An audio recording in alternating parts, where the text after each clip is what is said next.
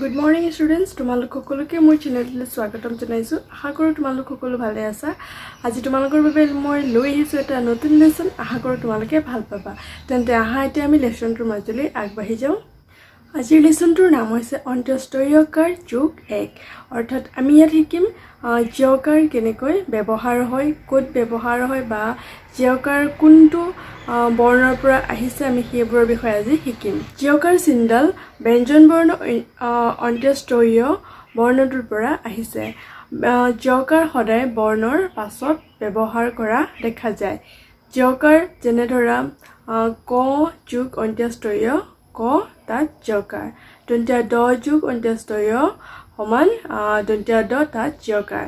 তাৰ কিছুমান যেনে শব্দ হ'ব সেইবোৰ হৈছে যেনে ধৰা বাক্য, গদ্য, পদ্য, সেই প্ৰতিটো বৰ্ণৰ পাছতে জয়কাৰ চিহ্নডাল ব্যৱহাৰ কৰা হৈছে। এতিয়া আহিম আমি মেইন লেসনটোৰ মাজলৈ। গুৰুৰ বাক্য মানি চলিবা।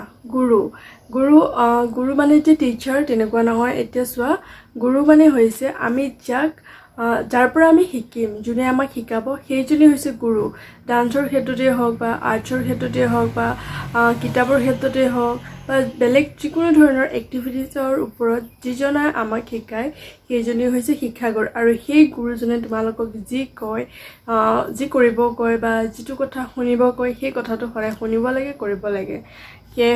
সেইকাৰণে কৈছে যে গুৰুৰ বাক্য বা গুৰুৰ কথা শুনিব লাগে। দুখীয়াক দান কৰিলে পুণ্য হয়। এতিয়া দুখীয়া মানে এইটো নহয় যে কাৰোবাৰ টকা পইচা কম আছে বা তেখেতৰ ঘৰটো ঠিক নহয়, সেইজন দুখীয়া নহয়। দুখীয়া মানে হৈছে তোমাৰ কাৰোবাৰ যদি হাতখন বেয়া, কাৰোবাৰ যদি ভৰিখন বেয়া, কাৰোবাৰ যদি চকু এটাৰে দেখা নাপায়, তেনে ব্যক্তিক দুখীয়া বুলি কোৱা হয়। আৰু সেই তেনেকুৱা ধৰণৰ ব্যক্তিসকলক আমি শাৰীৰিকভাৱেই হওক বা মানসিকভাৱেই হওক নাইবা আৰ্থিকভাৱেই হওক তেওঁলোকক যিমান পাৰোঁ আমাৰ কিমানটো কেপাচিটি আছে তাৰ ওপৰত নিৰ্ভৰ কৰি তেওঁলোককো আমি সহায় কৰা উচিত। আৰু তেনে কৰিলে আমাৰ পুণ্য হয়, অৰ্থাৎ ভগৱানেও ভাল পাব। বাদ্য মানে বাজনা, চবেই জানা বাদ্য মানে হৈছে মিউজিক বা বাজনা মানেও মিউজিকেই। কাৰোৰ ভাগ্য সদায় একেদৰেই নাথাকে।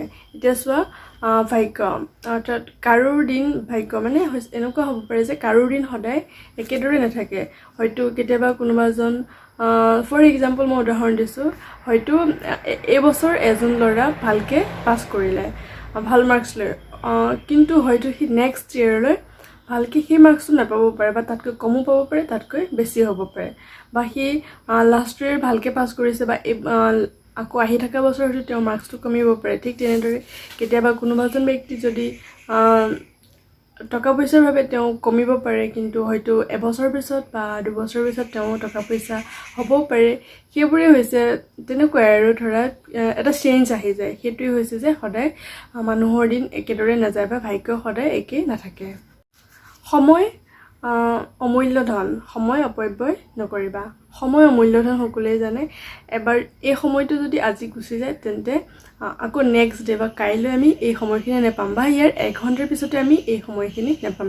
সেইকাৰণে আমি যেতিয়াই সময় পাওঁ তেতিয়া আমি সেই সময়খিনি ভালদৰে আমি ব্যৱহাৰ কৰিব লাগে, যাতে আমি সেই সময়খিনি আমি বেকাৰ শুই বহি খাই এনেই সময়টো নষ্ট কৰিব নালাগে। সেয়ে আমি যেতিয়াই সময় পাম তেতিয়াই পঢ়িব লাগিব, লিখিব লাগিব।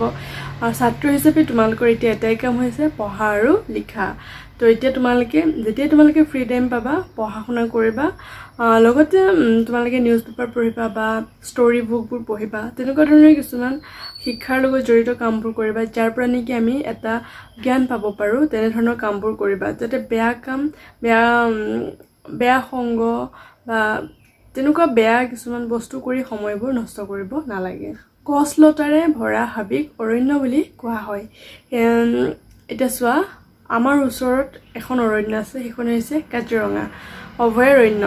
অৰ্থাৎ তাত কি হয়, তাত বিভিন্ন ধৰণৰ গছ আছে, জীৱ জন্তু আছে, চৰাই চিৰিকটি আছে আৰু বহুতো গছ গছনি আছে। গোটেইখন অৰণ্য আৰু গোটেইখন জংঘল অৰ্থাৎ বন আছে। আৰু সেইকাৰণে সেই ঠাইখনক বা সেই জংঘলখিনিক অৰণ্য বুলি কোৱা হয়। বন্যপ্ৰাণীয়ে অৰণ্যত থাকি ভাল পায় এই কৈ গ'লো নহয় যে য'ত জংঘল আছে বন আছে গছ গছনি আছে তাতে সেই জীৱ জন্তুবোৰ থাকি ভাল পায় যে কাৰণ সিহঁতৰ জীৱ জন্তু আহাৰ প্ৰকৃতি দিয়ে আৰু প্ৰকৃতি ক'ত থাকিব য'ত গছ গছনি আছে সেয়াই হৈছে প্ৰকৃতি য'ত নেকি তেওঁলোকে নিজস্ব মানে থাকিব পাব খাব পাব সেই জেগাত তেওঁলোকে থাকি ভাল পাব খোৱাৰ যোগ্য নোহোৱা আহাৰক অখাদ্য বুলি কোৱা হয় এতিয়া চোৱা কিছুমান বস্তু থাকে যিবোৰ আমি খাব নোৱাৰোঁ বা আমাৰ শৰীৰে সেই বস্তুবোৰ একচেপ্ট নকৰে বা সেইবোৰ খালে আমাৰ শৰীৰৰ অপকাৰ হ'ব পাৰে তেনেধৰণৰ বস্তু আমি নাখাওঁ সো সেই যিখিনি বস্তু আমি এভয়েড কৰিছোঁ টোটেলি সেই বস্তুখিনিকে অখাদ্য বুলি কোৱা হয় ৰোগত ঔষধ খালে আৰোগ্য হয় মানে ধৰা আমাৰ যদি কিবা বেমাৰ হয় তেন্তে আমি যদি মেডিচিনটো খাওঁ তেতিয়া আমাৰ বেমাৰ ভাল হ'ব পাৰে তেনে ধৰা এতিয়া দেখিছে কৰোনা সিজন চলি আছে এতিয়া এই সময়ত যদি আমি যদি কাৰোবাৰ এই সময়টোত আমি খুব সাৱধানে থকা উচিত তথাপিও যদি কাৰোবাৰ আমাৰ জ্বৰ হৈছে বা চৰ্দি হৈছে বা অলপ কিবা কাৰণে কিবা এটা ইনফেকশ্যন হ'ব পাৰে তো তেনেকুৱা সময়ত যদি আমি সেই বেমাৰটোৰ লগত মিলাকৈ যদি আমি ঔষধটো খাই দিওঁ তেন্তে আমি সেই বেমাৰৰ পৰা আমি অতি সোনকালে আৰোগ্য হৈ যাম আৰু এতিয়া হয়তো তোমালোকে এটা কথা মন কৰিছা যে এই লেসনটোত যেকিটা তোমাৰ বাক্য আছে প্ৰতিটো বাক্যত এটাকে হ'লেও অন্ত্যেষ্টয়ীয় য়াকাৰ অৰ্থাৎ যকাৰ ব্যৱহাৰ হোৱা একোটাকৈ শব্দ বা বৰ্ণ দেখিবলৈ পাইছা আৰু এই লেসনটোত অন্ত্যেষ্টয়ী য়কাৰ অৰ্থাৎ যকাৰ কেনেকৈ ব্যৱহাৰ হয় সেই বিষয়ে আমি আলোচনা কৰিছোঁ লগতে কিছুমান আমি যিবোৰ আমি জনাটো খুবেই প্ৰয়োজন সেইবোৰৰ বিষয়ে আমি আজি শিকিলোঁ তেন্তে আজিৰ লেসনটো ইমানেই কুৱেশ্যন আনচাৰখিনি অলৰেডি মই চাগে স্কুল এপছত আপলোড কৰিছোঁৱেই তথাপিও যদি নাই কৰা মই চেক কৰিম যদি নাই কৰা তেন্তে মই দি দিম